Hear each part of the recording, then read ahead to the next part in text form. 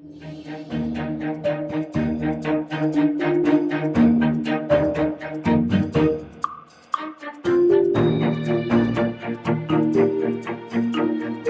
esta charla comenzamos un ciclo de conferencias que alrededor de la cumbre que empieza en París el día 1, pues desde el Ayuntamiento de Villena queríamos preparar, sobre todo desde la Concejalía de Medio Ambiente y Cambio Climático, llamando la atención sobre esta problemática que a veces queda fuera de agendas, pero que entendemos que es fundamental para todo, no solo para la preocupación medioambiental, que lo es, pero para cualquier preocupación futura económica, social, humana, urbanística, energética, o tenemos en cuenta la repercusión del cambio climático sobre nuestra forma de vida, o haremos el tonto porque tomaremos decisiones incorrectas, seguro.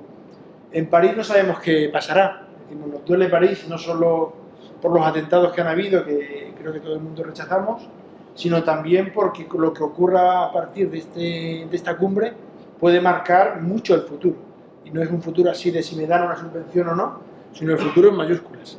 Líneas de trabajo, desarrollo de los pueblos, algunos de forma inminente, otros a medio paso, pero podemos llegar a ese famoso punto de no retorno, por lo cual la manera de entender nuestra sociedad podría cambiar muchísimo.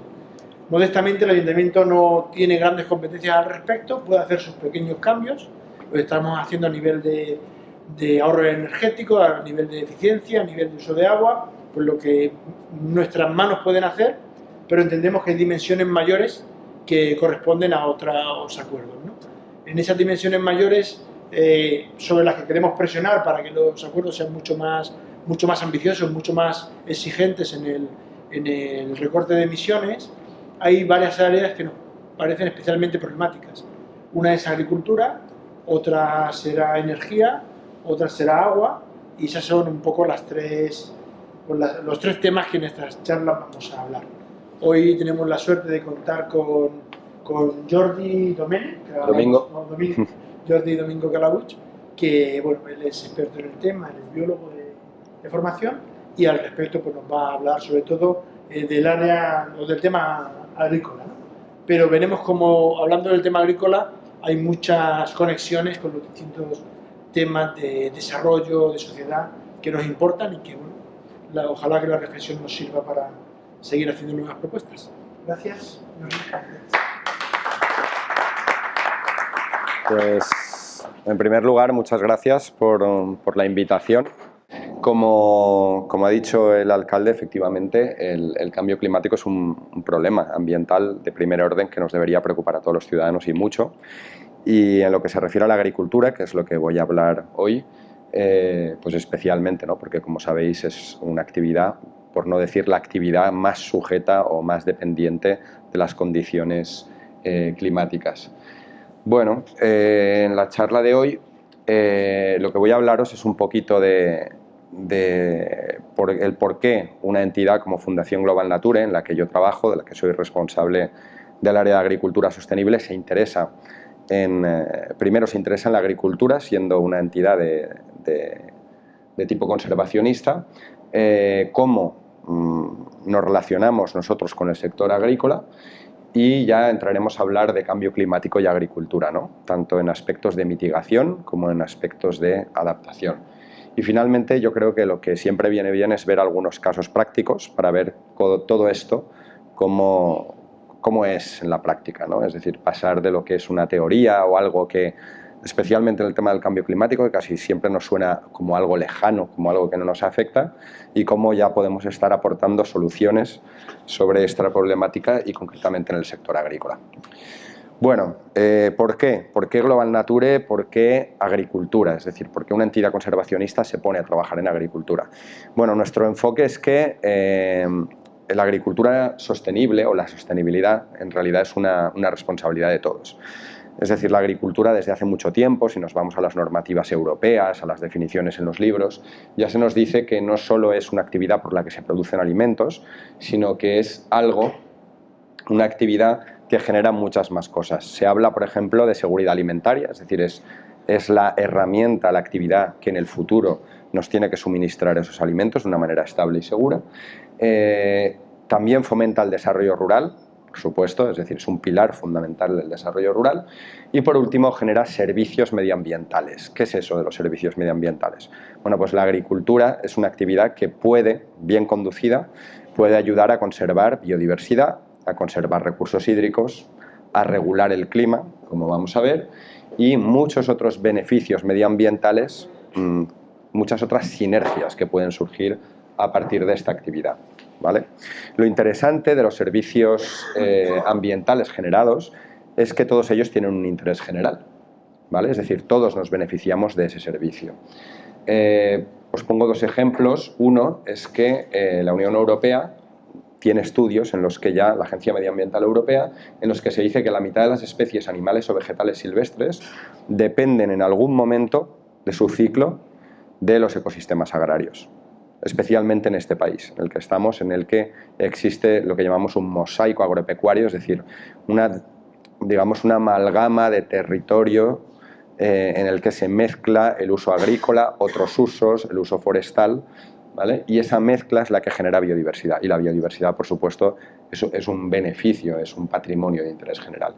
Pero hay otra, por ejemplo, ahora sabéis que con la campaña de cara a la COP, que se celebra, que empieza el 1 de diciembre, ha empezado una campaña que se llama 4000, ¿vale? Que habla de 4 por 1000, perdón, que lo que habla es una campaña a la que os podéis unir tanto de manera individual como a través de entidades por el clima, en este caso más concretamente por un aspecto fundamental que es el almacenamiento de carbono en suelos agrícolas. Es decir, el CO2 puede captarse, las plantas lo pueden hacer, las plantas respiran CO2, lo captan y lo fijan en el suelo, y el suelo junto con los océanos son los mayores reservorios de carbono del suelo, es decir, es el mayor potencial de secuestrar CO2 de la atmósfera y almacenarlo en forma de carbono en el suelo, ¿vale? Pues por ejemplo los suelos agrícolas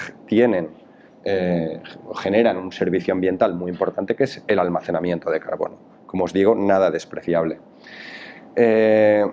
Y por último, también la generación de estos servicios ecosistémicos depende de un único actor. Es decir, muchas veces nos olvidamos cuando vamos con nuestro coche por la carretera y vemos los campos de cereal o los campos de hortalizas, pensamos que eso está ahí y que sale solo, pero eso muchas veces detrás de eso hay, muchas veces no, siempre hay personas, son agricultores, ¿no? Es decir, en el fondo somos una sociedad que demanda mucho, demanda alimentos sanos, bonitos y además sostenibles, y además no queremos pagar por ellos, ¿no? Entonces, en esta situación nos vemos, y por eso os digo que la agricultura o la sostenibilidad en la agricultura debe ser algo compartido, una responsabilidad compartida. Esta es la razón, de hecho, por la cual la Fundación Global Nature decide trabajar en agricultura. Es decir, nosotros tenemos que hacer algo por mantener esa actividad que genera esos servicios ambientales y nos sentimos corresponsables. Y por tanto lo que queremos fomentar es una actividad agrícola que genere esos servicios ambientales. Tenemos además un enfoque muy particular en cuanto a la manera de trabajar con el sector, y es que no hay nada peor, y mucho más en el sector agrícola, de llegar y decirle a un agricultor lo que tiene que hacer. Como sabéis, eso es el primer paso para el fracaso, ¿no? Yo creo que es mucho más interesante establecer una relación de confianza y, digamos, explicar o entender que tenemos muchas cosas que aprender del sector, de los agricultores, y que por supuesto nosotros somos profesionales, somos biólogos, ingenieros, es decir, somos profesionales ambientales y que también tenemos muchas cosas interesantes que compartir. A ese proceso lo hemos llamado acompañamiento a agricultores, entendiendo el acompañamiento como una relación mutua de confianza en la cual vamos a aprender juntos, vamos a probar cosas, no necesariamente vamos a tener razón desde el principio, y la idea desde luego es que siempre las prácticas que saquemos adelante en materia de sostenibilidad agrícola tengan un claro beneficio y sean realistas para todos. Es decir, evidentemente, a mí, como veréis en ejemplos posteriores en la charla, me puede interesar más la parte ambiental del problema que estamos tratando, pero desde luego no puedo perder de vista que el agricultor vive de lo que cultiva en esa parcela. Y por tanto, si no vamos a, permitir que la competitividad de su actividad se mantenga o vaya mejor, pues no vamos a lograr nada, vamos a fracasar tanto él como yo, ¿vale? Esto mismo se puede extender dentro de la cadena agroalimentaria, es decir, nosotros cuando hablamos de sostenibilidad en agricultura, ya sea para mejorar la biodiversidad, para temas de clima, para temas de energía, para cualquier aspecto, siempre contamos con que el agricultor tiene que salir beneficiado de esta relación, por supuesto nosotros que estamos trabajando en ello, pero también, por ejemplo, ¿por qué no?, la cadena de distribución, y tenemos ejemplos que posteriormente podemos entrar a ellos, incluso el consumidor, ¿por qué no? Es un producto al que llega, es un producto diferente, es un producto más variado, puede hacerse una compra comprometida y trasladarse todo ese valor a lo largo de la cadena alimentaria. Pues con este concepto de la sostenibilidad y del acompañamiento a agricultores es como trabajamos en el sector. A lo largo de los últimos años, la Fundación tiene unos 20 años más o menos, la verdad es que no he presentado la Fundación, tiene unos 20 años, somos unos 15 trabajadores distribuidos en 5 comunidades autónomas. Somos agricultores, de hecho tenemos una dehesa en Extremadura con razas en peligro de extinción de vacas, de ovejas, de gallinas. Hacemos dos cosas, casi una especie de investigación aplicada en agricultura, parte de lo que os voy a contar, pero también experiencias muy prácticas, muy aplicadas en campo, digamos, trabajando en el campo o con los agricultores, ¿no? Y os pondré ejemplos de las dos. Y generalmente lo que vamos es atacando esos diferentes problemas o esos diferentes retos que tiene la agricultura en pequeños proyectos o por partes, ¿no? Hemos trabajado con biodiversidad, hemos trabajado con temas de agua, hemos trabajado con temas de energía y también hemos trabajado con temas de agricultura y cambio climático, porque como os decía al principio, es un aspecto fundamental, es uno de los sectores más vulnerables, sin lugar a dudas, frente al cambio climático, y al mismo tiempo es uno de los sectores que más puede aportar a mitigar el cambio climático, es decir, a reducir el efecto invernadero, ¿no? Pero bueno, vamos a rebobinar un poco y vamos a ver esto de cambio climático y agricultura. ¿Por qué? Es decir, creo que el cambio climático todos sabemos lo que es, pero ¿por qué la agricultura tenemos que mezclarla con el cambio climático? Bueno, pues la agricultura es una actividad humana, como muchas otras que podéis ver en este gráfico, como la urbanización, los cambios de usos del territorio, la industria, etcétera, etcétera. Por ahí a la izquierda, en medio, tenéis la agricultura y como cualquier actividad, o como casi todas las actividades humanas, son fuertemente dependientes del petróleo, ¿vale? Ese es el primer problema. Es decir, todo lo que hacemos, pensad, depende del petróleo. Conducir un tractor, fabricar un abono es especialmente caro desde el punto de vista energético y además dependemos del petróleo. Fabricar pesticidas, pero en el caso de la agricultura tenemos un pequeño problema añadido y es que hay una serie de reacciones naturales, digamos, que ocurren en los suelos cuando movemos un suelo, cuando fertilizamos un suelo, que liberan unos gases que no son nada frecuentes en otros sectores, digamos, otras actividades humanas. Y lo mismo pasa con la ganadería, ¿vale? Los animales rumiantes, los que comen hierba, tienen un rumen, tienen varios estómagos complejos, generan metano. Es decir, es un proceso natural, no lo podemos evitar. Todas las vacas generan metano. Eso es así.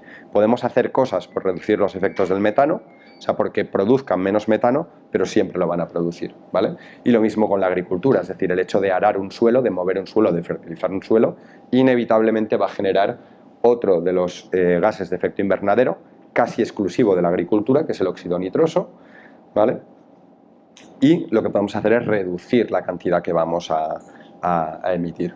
Y por supuesto el CO2. Por tanto, en la agricultura básicamente vamos a estar hablando de los tres gases.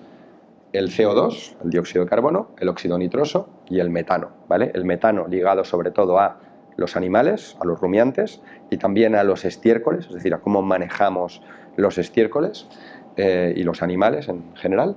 El óxido nitroso va a estar siempre muy relacionado con todo lo que sean el ciclo del nitrógeno dentro de la agricultura y la ganadería, es decir, cuándo aplicamos un abono, cómo lo hacemos, pero también los estiércoles, que son muy ricos en abonos, cómo los aplicamos, cómo los gestionamos, cómo los almacenamos, y finalmente el CO2, ¿vale? El CO2 sobre todo relacionado con la combustión de petróleo o sus derivados, tanto en el campo, es decir, en el momento, imaginar un tractor que está arando, como ese CO2 que necesitamos en los procesos para los inputs que necesita la agricultura. Es decir, fabricar un abono, como os he dicho, es muy caro.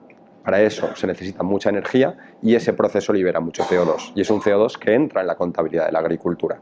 Si no, estamos falseando las cuentas. Bueno, algunas cifras para que nos hagamos una idea de esto que os he contado, ¿no? La agricultura es responsable del 11% de los gases de efecto invernadero de España, ¿vale?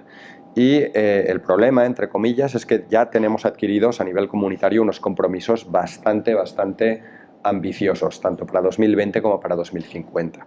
Esto quiere decir que España, como Estado miembro, se ha comprometido a reducir sus emisiones y, por tanto, tiene que actuar sobre la agricultura. Es decir, la agricultura tiene que dejar de emitir, tiene que bajar ese porcentaje significativamente. Además, tiene una ventaja y es que es el único sector que no solo tiene un gran potencial de mitigación, es decir, de reducir las emisiones, sino que tiene la capacidad de almacenar carbono en suelo. Pensad que ninguna otra actividad humana es capaz de generar esto. Es decir, la industria es un emisor neto. Lo único que puede hacer es emitir y reducir sus emisiones, pero nunca puede compensar sus emisiones con el almacenamiento de carbono, ¿vale? En este balance. Nunca puede jugar a este balance. Lo único que es capaz de fijar carbono, como os decía, es los ecosistemas naturales, es decir, los bosques, los océanos son capaces. Pero como actividad humana, solo la agricultura es capaz de fijar carbono en los suelos y además de una manera muy significativa. Otro problema que nos encontramos, y aquí ya no vamos a hablar de mitigación, es decir, de la reducción de los gases de efecto invernadero, de esa contribución que hacemos al cambio climático, ahora vamos a hablar más de adaptación, y es ya adaptarse a lo inevitable. Es decir, las previsiones que han hecho los expertos en clima ya nos dicen que vamos a sufrir un cambio climático, ¿vale? A partir de ahí nos quedan, por supuesto, las dos vías en marcha, que son, uno, reducir esos efectos en el corto, medio y largo plazo, pero los otros deberes que vamos a tener que hacer y en muy breve plazo de tiempo va a ser la adaptación. Y la verdad es que los escenarios, como vais a ver ahora, que nos pintan no son nada favorecedores, no son muy buenos, ¿vale? Si hay alguna buena noticia en todo esto que os estoy contando, es que por lo menos después de las experiencias que hemos tenido, y en este caso la Fundación ha estado trabajando con varios consorcios internacionales en 2 o 3 proyectos, es que no existen limitaciones técnicas para la mitigación y la adaptación al cambio climático. Es decir, el hecho de dejar de contribuir al cambio climático a través de la agricultura o el hecho de adaptarse al cambio climático es más una cuestión de superar algunas barreras psicológicas, de a lo mejor algunas ayudas en inversiones, pero no existe una limitación técnica. Es decir, esto no es como tenemos que llegar a Marte y no tenemos la tecnología, sino podemos hacerlo perfectamente. Lo que hay que promover el cambio, esa es la clave. Bueno, aquí tenéis algunas previsiones de los efectos del cambio climático. Eso que veis ahí en colores es el mapa de Europa y los colores más verdes son este mapa habla de diferencias en la precipitación, ¿vale? Los colores verdes, hasta verde claro, significa que va a haber más precipitaciones con respecto a lo que había en ese lugar, y cuanto más cálido es el color, por tanto amarillo, naranja y rojo es la peor situación, es cuando más diferencia en cuanto a las precipitaciones. Si os fijáis en la zona en la que estamos, es el máximo. Es decir, se esperan diferencias en las precipitaciones muy significativas, ¿vale? No nos escapamos de esta. De hecho, me comentaron unos compañeros franceses que el Ministerio francés tiene ya unas gráficas muy interesantes en las que ya se está notando en los últimos 5 años un escalón significativo, estadísticamente significativo, muy importante, en cuanto a que los periodos de calor cada vez son más frecuentes y más calurosos, ¿vale? Es decir, esto es un síntoma muy claro de que vamos en esa dirección. El mapa que veis a la izquierda es lo mismo, pero en vez de hablar de precipitación, habla de temperatura. Como veis, de nuevo, los colores rojos tirando casi a negros son las diferencias térmicas más importantes en cuanto al número de grados. Estamos entre el grado y medio, 2 grados. Estamos hablando de medias, y los colores más claros son los que van a notar menos cambios, ¿vale? El de la derecha es precipitaciones, de nuevo. Y aquí tenéis un resumen de las consecuencias directas del cambio climático, de esos cambios ya inevitables para el sector agrícola. Nosotros estamos en el sector, en la zona bioclimática llamada oeste y Atlántico, ¿vale? No, perdón, sur, estamos en la zona sur, en la zona mediterránea, vaya, y lo que se espera básicamente es un aumento de las temperaturas medias, una disminución de las precipitaciones anuales y la disponibilidad de agua, un aumento del riesgo de sequía y de olas de calor, una disminución de los rendimientos de los cultivos y, por tanto, una menor adaptabilidad de los cultivos a las condiciones que van a haber, ¿vale? Con respecto a esto, se han dicho muchas tonterías por aquellos, sabéis, los negacionistas del cambio climático, ¿no? Hemos tenido que oír gente que nos decía que como va a haber más CO2 en la atmósfera y las plantas se alimentan de CO2, nuestras plantas iban a crecer mejor, ¿no? Eso, evidentemente, es una sarta de tonterías en el sentido que es una visión muy reduccionista del problema.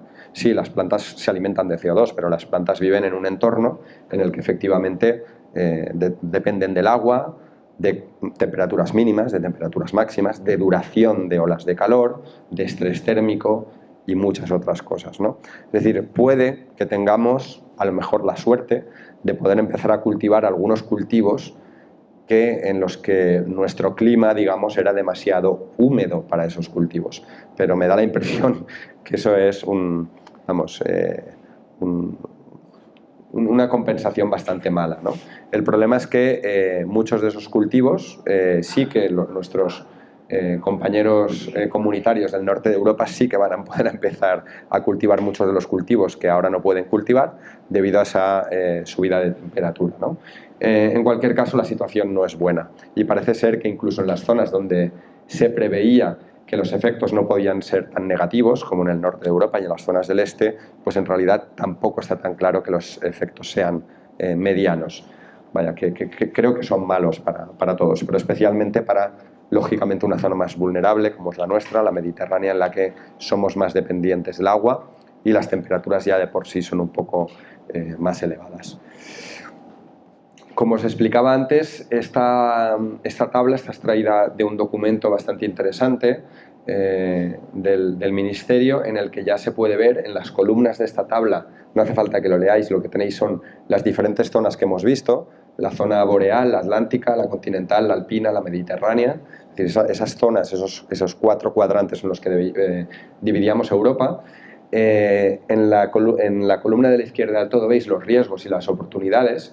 Y como veis, sobre todo en la zona de riesgo, casi todas las zonas climáticas salen bastante mal paradas. Es decir, están en colores rojos o naranjas, que significan riesgos altos o medios, ¿vale? Es decir, es una amenaza, yo creo que está bastante clara, ¿no? Luego iremos a explicar un proyecto de cómo adelantarse a este cambio y transformarlo esto en una oportunidad. Ahora hemos visto lo que es la adaptación, es decir, este problema inevitable al que ya nos enfrentamos de estos cambios y cómo el sector agrario es tan sumamente vulnerable a estos cambios. Ahora vamos a hablar de lo otro, de la mitigación, de cómo contribuir o de cómo no contribuir tanto a estos cambios. Esto que veis aquí, aunque os parezca un poco raro, esto es una explotación agrícola, ¿vale? Lo que pasa es que hay muchas maneras de ver una explotación agrícola. Podéis ver las fotos que os he puesto antes, en los que salen pues, campos con tractores, con lechugas, con vacas, con ovejas. Esto es una explotación agrícola desde el punto de vista de la circulación de energía, de materiales y las salidas, los inputs y los outputs energéticos, que se llama. Como veis, es una relación extremadamente compleja. Por la izquierda entran todo tipo de materiales, de maquinaria, hay procesos productivos, hay ciclos de energía muy, muy complejos y al final lo que tenemos es una salida de energía. En cualquier caso, también veis que hay una zona blanca y una zona exterior, ¿no? La zona blanca, digamos, es el perímetro de la explotación, lo que se llaman las emisiones directas, pero luego hay todo un conjunto, digamos que casi todas las flechas, casi todos estos ciclos tan complejos están más bien fuera del cuadrado blanco. Os voy a explicar esto lo que es. Esos son los que se llaman las emisiones indirectas. Os voy a poner un ejemplo muy claro. Mirad, poned en vuestra mente una imagen de un tractor que está con una tolva tirando abono en un campo de cereal, por ejemplo, está trabajando, ¿no? ¿Cuáles son las emisiones que se están produciendo en ese momento? Las emisiones de gases de efecto invernadero. Pues básicamente vamos a tener dos importantes. Vamos a tener una de CO2, que es cuando el tractor está quemando combustible, ¿vale? Por el tubo de escape, lo que se está quemando es petróleo, por la combustión, es una reacción química. Cuando se quema un derivado del petróleo, lo que se genera es CO2, sale por el tubo de escape y va a la atmósfera. Ahí tenemos la primera emisión que se da en el perímetro de la explotación, en ese rectángulo blanco del centro, ¿vale? Tenemos otra emisión, y es que cuando estamos echando abono en el suelo, como os he dicho, los abonos suelen ser ricos en nitrógeno, y ese nitrógeno reacciona con el oxígeno y se genera uno de los gases de efecto invernadero más importantes para el cambio climático, que es el óxido nitroso. ¿Por qué es tan importante? Porque este gas tiene varias veces el poder de calentamiento del CO2, ¿vale?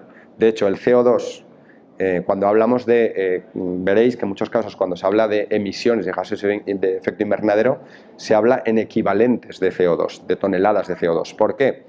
Porque tenemos el CO2, una unidad de CO2, luego tenemos el metano, que equivale a 20 y pico unidades de CO2, y tenemos el óxido nitroso, que equivale a cientos de unidades del CO2, ¿vale?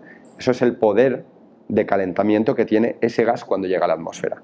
Es decir, una molécula de CO2 equivale a muchas moléculas, perdón, de óxido nitroso equivale a muchas moléculas de CO2. Genera el efecto de muchas moléculas de CO2, ¿vale?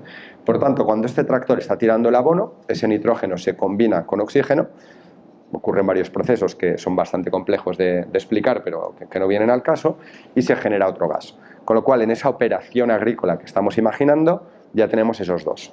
Pero, como os decía antes, quedarnos solo con esta imagen es una visión muy simplista. Realmente, para que ese agricultor esté echando ese abono, ha hecho falta que alguien fabrique ese abono. ¿Cómo se fabrica un abono nitrogenado? Pues bueno, es una reacción química que depende energéticamente muy costosa. De hecho, no sé si lo sabéis, pero el abono nitrogenado se fabrica transformando nitrógeno atmosférico. Se coge nitrógeno atmosférico y por un proceso químico se transforma en un nitrógeno que podemos tocar con las manos, en un granulado, en un polvo, en lo que sea, ¿vale? Esa reacción química es muy costosa energéticamente y lógicamente se hace en la mayoría de los casos, la mayoría no, en el 99,9% de los casos, se hace utilizando petróleos o derivados del petróleo. Por tanto, para que esta persona esté utilizando un abono nitrogenado, se han producido unas emisiones de CO2. Lo que pasa es que esas emisiones de CO2 no se han emitido en el perímetro de la explotación, se han emitido en un perímetro exterior, muchas veces a miles de kilómetros de distancia de donde está, ¿vale? Eso es un ejemplo de una emisión indirecta. Lo mismo ocurre con el combustible. Para que ese combustible esté en el tractor, ha hecho falta extraer ese petróleo, refinar ese petróleo y transportar ese petróleo hasta el lugar donde se ha aprovisionado el agricultor. Y lo mismo para fabricar su maquinaria, y lo mismo para fabricar las gomas de goteo, y lo mismo para fabricar los pesticidas que utiliza, los envases que utiliza, etc.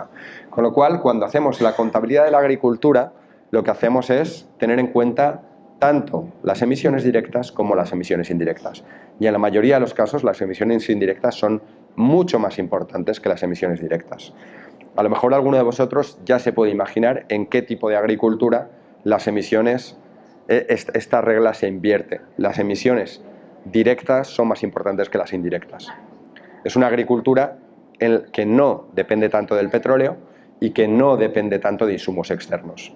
Y me imagino que os podéis imaginar que es la agricultura ecológica.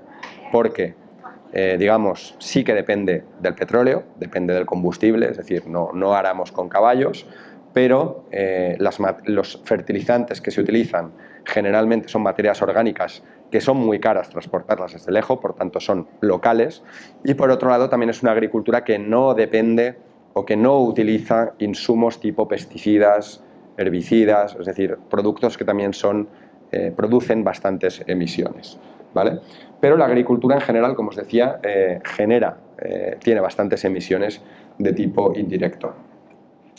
Bueno, todo esto, como os decía antes, la Fundación Global Nature ha tenido la ocasión de trabajarlo en varios proyectos europeos. Básicamente la Fundación en estos temas de investigación aplicada lo que utiliza son fondos europeos, tipo LIFE, tipo Fondo Social Europeo, con la intención, uno, de demostrar que otra manera de actuar es posible, que otra agricultura es posible y que la agricultura no es un enemigo del cambio climático, ni el clima un enemigo de la agricultura, sino que ambas partes pueden funcionar al unísono. Y por otro lado también para promover ese cambio. En este caso os pongo ahí dos programas europeos que son muy complementarios. Uno, que es LIFE, que es el programa, digamos, por excelencia medioambiental de la Unión Europea, y por otro lado Emplea Verde, que es un programa nacional, es el Fondo Social Europeo. Es la herramienta con la cual se forma a los ciudadanos europeos, o una de ellas, ¿vale? En este sentido, lo que hemos hecho es acompañar ese concepto que os decía, es decir, aprender junto con los agricultores, formar y asesorar a agricultores. Esto en el proyecto AgriClimate Change lo hicimos, por ejemplo, con 120 explotaciones agrícolas en 4 países, en Alemania, en Francia, en España y en Italia. Cogiendo sectores muy diversos, es decir, granjas de leche, con vacas, con ovejas, explotaciones de cereales, de cítricos, de arroz, hortícolas, hasta 27 tipos de producciones agrarias diferentes. Y lo que hicimos fue trabajar con los agricultores para poner en marcha prácticas de mitigación, es decir, prácticas que redujeran sus emisiones. Para ello lo que hacíamos era, tenemos digamos unos calculadores bastante complejos de cuáles son las emisiones, hacemos como una especie de radiografía de la situación cero de la que partimos y nos pasamos 3 años trabajando con ellos, codo a codo, acompañándolos para decir, bueno, vamos a ver, fertilizas de esta manera, vamos a hacerlo de esta manera. Utilizas la maquinaria de esta manera, vamos a hacerlo de otra manera. Vamos a intentar introducir rotaciones, ahora veréis algunas prácticas que proponemos. Y después de hacer esto, vamos a ver cómo está la situación, cómo mejora la situación. Y esto lo hacíamos además no solo por un tema de reducción de las emisiones, sino también por un tema de reducción de consumos energéticos, ¿vale? ¿Por qué? Porque, como os podéis imaginar, y dado que la agricultura depende mucho del petróleo, en muchos casos reducir emisiones significa reducir consumos energéticos. Y eso, por supuesto, es una prioridad para cualquier agricultor, ser menos dependiente del petróleo, hacer una agricultura más barata, es decir, gastar menos en producir. Los resultados, la verdad es que fueron muy interesantes, porque nuestro objetivo era demostrar que se podía hacer una agricultura, que aplicando estas prácticas podíamos reducir tanto emisiones como consumos energéticos un 10%, y lo cierto es que pudimos superar esa cifra ampliamente. En tema de reducción de consumos energéticos llegamos a un 20% y en emisiones a un 17%. ¿Vale? El programa Emplea Verde también lo utilizamos para formar, porque muchas veces el problema de estos proyectos es que son muy endogámicos, son muy internos, es decir, nadie sabe qué hemos hecho, qué hemos estado haciendo durante 3 años. Y fue muy interesante tener la oportunidad de estar durante 1 año, en este caso se desarrolló exclusivamente en España, trabajando con más de 400 agricultores y formando a agricultores en estas prácticas, haciéndoles reflexionar sobre cómo poner en marcha buenas prácticas, ¿vale? Lo interesante de todo esto es que estas buenas prácticas, además, no solo lograron reducir emisiones y consumos energéticos, sino que lo que nos dimos cuenta es que son buenas prácticas con muchas otras sinergias ambientales. Es decir, las buenas prácticas que se pueden encontrar en la mayoría de los manuales, en la mayoría de los casos sirven para reducir emisiones. Esto es una muy buena noticia en el sentido que digamos, esas sinergias son muy interesantes, es decir, no solo están contribuyendo a aspectos climáticos y energéticos, sino a muchos otros temas. Esta tabla está en inglés, lo siento, está en un documento que además posteriormente nos solicitó el Parlamento Europeo para una comparecencia en una de las reuniones de expertos sobre temas de clima y agricultura, y podéis ver aquí, bueno, la primera línea, paso rápidamente por nombraros algunas, uno es el control del nitrógeno, lógicamente, os he comentado que el nitrógeno es un aspecto fundamental, es decir, en adaptar las dosis de nitrógeno a la realidad del cultivo, y eso no solo nos evita temas de clima, sino temas de contaminación de agua tan importantes como los que tenemos aquí, ¿no? El temas de rotación con leguminosa, de agricultura de conservación, no sé si lo conocéis, la siembra directa, que se llama, es la utilización de maquinaria que no necesitas labrar el suelo, sino que abre los mínimos surcos posibles y por tanto conserva suelos, almacena muchísimo carbono, es una agricultura muy interesante. Lo que se llaman cover crops o cubiertas vegetales en cultivos leñosos, ¿vale? Muchos aspectos también de almacenamiento de estiércol, de reparto de ese estiércol para fertilizar, aspectos como el biogás, es decir, oportunidades importantísimas que tenemos tanto en países en zonas muy ganaderas. La gestión de los estiércoles es un problema ambiental enorme, pero no solo un problema ambiental, es un problema económico para los ganaderos. Los ganaderos al final no pueden gestionar volúmenes tan grandes de estiércol. Tienen ya muchas directivas, muchas normas europeas que no les dejan hacer cualquier cosa con esos estiércoles, y el biogás es una solución fantástica que ha demostrado ser muy exitosa en Alemania y en Francia, y que si en este país no se ha puesto en marcha es porque tenemos unas políticas energéticas horrendas que funcionan en la dirección contraria de la que deberían funcionar. Nuestro país quizás no tiene un potencial ganadero tan importante porque tenemos ganadería, pero donde la tenemos es una ganadería muy atomizada, pero tenemos una industria agroalimentaria muy potente que genera también muchos restos que son una fuente inestimable para producción de biogás. Biogás es producir energía, ¿vale? Por tanto, no solo estamos solucionando un problema con restos agrarios, del sector agrario, sino que estamos fabricando energía. Estamos evitando ser dependientes energéticamente del petróleo o de terceros, ¿vale? Lo que pasa es que en este país, como sabéis, pues hemos ido en la dirección absolutamente contraria en los últimos años en esto, ¿no? Temas de biomasa, lo mismo, es decir, cómo el aprovechamiento de la biomasa puede ayudar a reducir emisiones. Acordaros ese gráfico que os he puesto de los numerosos inputs energéticos que tiene el sector agrario. Imaginaros si todo eso vamos trabajándolo para poder... muchas gracias. Uy, pues está tan fría. Para poder ir trabajando y que esos inputs energéticos no supongan emisiones, sino que sea a través de energías reciclables. El tema del fotovoltaico, muchos aspectos relacionados con la reducción de fuel, no solo en tractores, iniciativas como los bancos de tractores en Francia, esas ITVs de tractores que nos permiten reducir enormemente los consumos, el reglaje de los tractores, y no solo en máquinas móviles, sino también en equipamientos fijos, los motores que riegan. Los motores que riegan, ahí hay un margen enorme de maniobra que puede contribuir a un menor consumo energético, por tanto una menor repercusión económica en el bolsillo del agricultor, y también no solo motores de fuel, sino motores eléctricos, ¿no? Es decir, hay un montón de medidas que estuvimos probando y que pudimos demostrar en un ámbito europeo con 27 sistemas productivos diferentes que eran posibles. Y como veis, y como os he dicho antes, la buena noticia es que todas estas cosas son cosas perfectamente conocidas. Es decir, no tiene que venir aquí la NASA a poner aparatos especiales para que podamos mitigar nuestras emisiones, ¿no? Son buenas prácticas muy normales. Lo único que hace falta es promoverlas y extenderlas. ¿Perdón? No, voluntad. Voluntad, exacto. Os voy a poner también otro caso de estudio bastante interesante, en este caso que mezcla mitigación y adaptación. Y como os decía antes, en la Fundación no solo trabajamos con estos proyectos más de corte investigación aplicada, como estos dos que os hemos enseñado, sino a veces con cosas tremendamente prácticas y aplicadas, ¿vale? Este caso que os voy a contar es muy bonito. Es muy bonito, es un proyecto que comienza hace ya casi 6 o 7 años en Castilla-La Mancha y en Castilla-León, y como sabéis perfectamente somos una entidad conservacionista, somos ecologistas y nos gustan mucho los pajaritos y en este caso concretamente las aves esteparias, ¿no?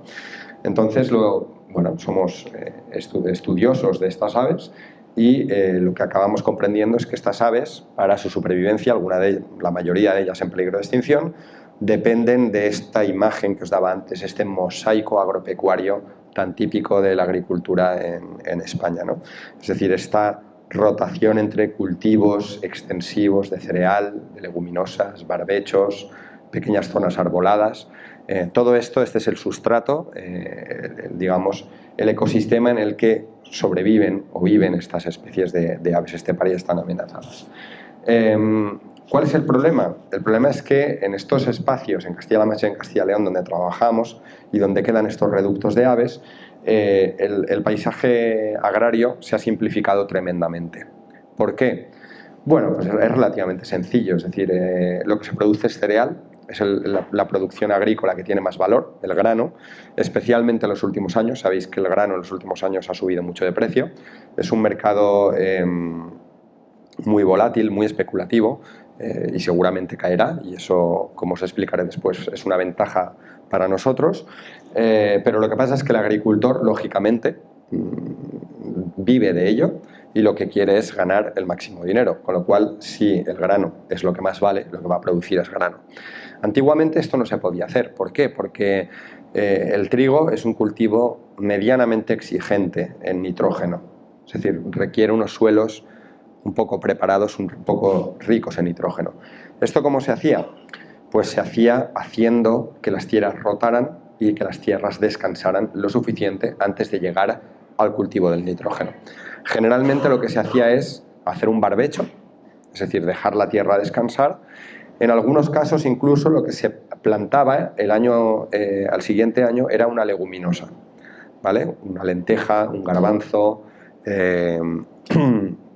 tanto forrajero como de consumo humano, un guisante, por ejemplo, guisante forrajero, o generalmente guisante forrajero en estos climas.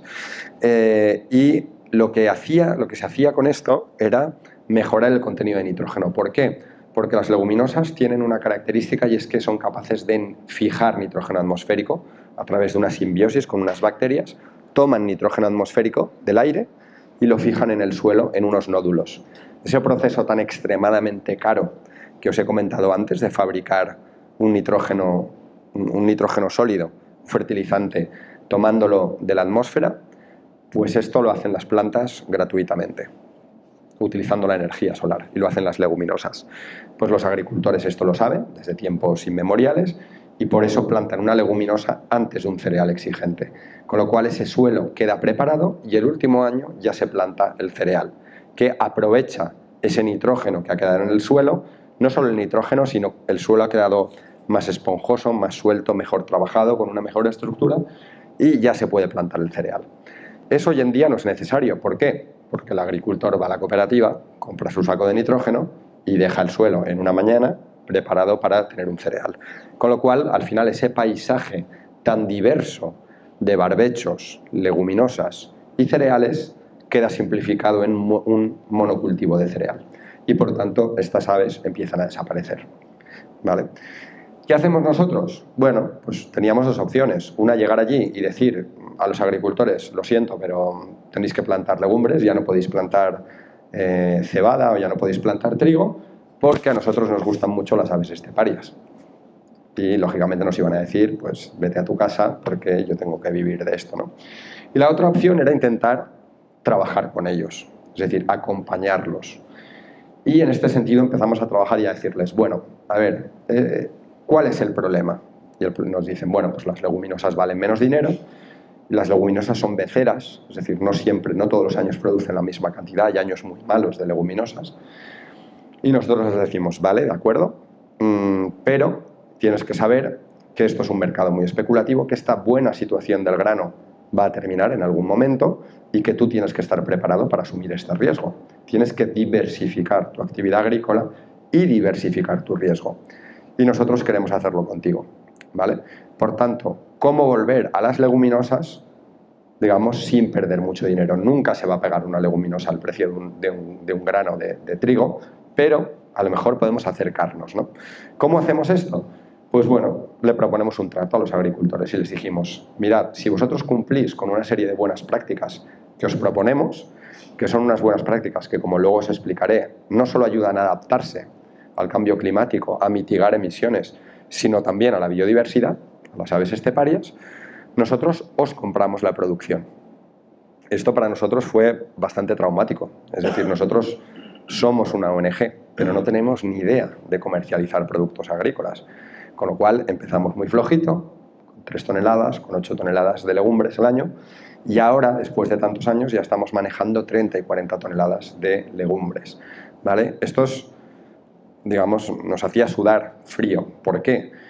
Porque, claro, al final hemos comprado nosotros 30 toneladas y tenemos que colocar 30 toneladas de legumbres en el mercado.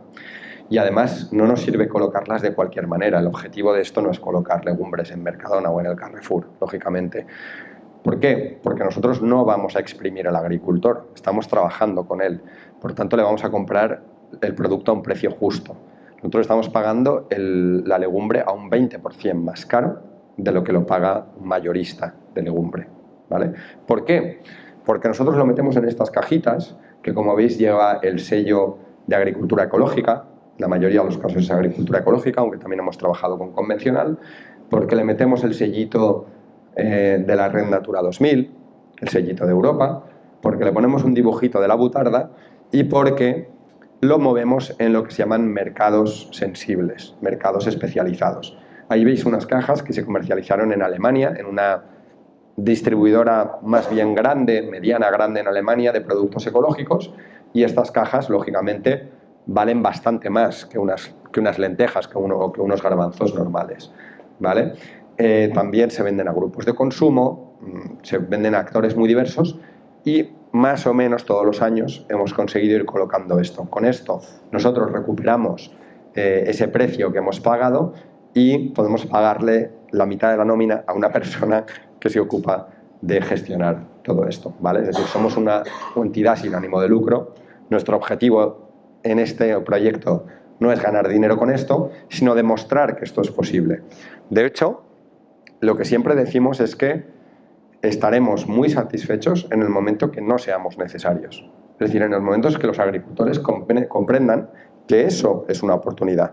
Es decir, los agricultores que han estado trabajando de esta manera ahora saben que plantar una leguminosa en estos momentos no es ninguna tontería y que plantarla amparándose en unas buenas prácticas ambientales, vamos a dejarlo abierto por ahora en ambiental, no es ninguna tontería, porque es la diferencia entre que esa leguminosa no valga nada o sea una oportunidad de diversificación de riesgo para su actividad futura, ¿vale?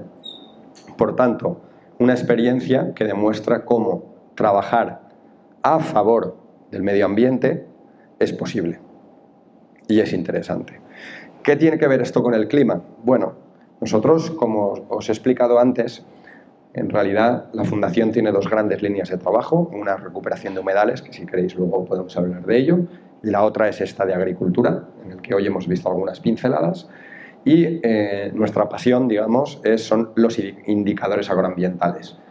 Es, de alguna manera, ponerle números a todo esto del medio ambiente y la agricultura. Es decir, muchas veces, bueno, me habéis oído hablar de agricultura sostenible, más sostenible, menos sostenible, pero nosotros no podemos conformarnos con decir más sostenible, tenemos que decir cuánto más y ponerle números. Es decir, yo no puedo decir este cultivo de tomate beneficia a la biodiversidad, sino que tengo que buscar una cuantificación, porque cuanto me vaya a un consumidor, a un distribuidor, al propio agricultor, a un legislador, le tendré que dar números mucho más serios, le tendré que hablar de beneficios cuantificados. Y esa es una de mis tareas más importantes dentro de la Fundación y de algunos compañeros míos. Es decir, sacar esos números para hacer más transparente y objetivo esta contribución de la agricultura al medio ambiente. Ahí podéis ver una tabla de los diferentes indicadores que hemos sacado para demostrar esta iniciativa de esta diversificación de cereal-legumbre en qué beneficia, ¿vale? Arriba tenéis, en la columna, no sé si se lee, pero tenéis suelo, biodiversidad, energía, gases de efecto invernadero, agua. Y ahí tenéis las diferentes prácticas en las líneas que se ponen en marcha o que contribuyen a este cambio de cereal a leguminosa, ¿no? Tenéis, por ejemplo, la propia rotación, por supuesto, siembra directa, en algunos casos hay una siembra directa, la fertilización nitrogenada, esto es muy importante. Jugamos con una pequeña ventaja y es que las legumbres que utilizamos son lenteja pardina, lenteja manchega y garbanzo pedrosillano. Y son legumbres que, por las especificaciones de la denominación de origen, no pueden fertilizarse. Con lo cual, imaginad, pasamos de un sistema que consume mucho nitrógeno a nada de nitrógeno, ¿vale? Por tanto, ahí tenemos ya, por eso tenemos un pequeño tic en la parte de gases de efecto invernadero. Lo mismo cuando se hace un barbecho.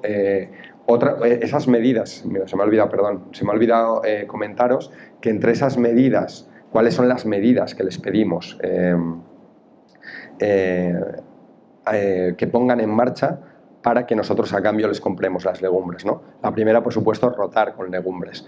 La segunda es no utilizar nitrógeno y la tercera es conservar los márgenes del campo, ¿vale? Eso significa tener o setos o lo que se llaman buffer strips, es decir, zonas de hierba, de vegetación silvestre, al menos de 2 metros, y si algunas partes del campo no tienen la posibilidad, dejar una parte de 2 metros sin cosechar, ¿vale?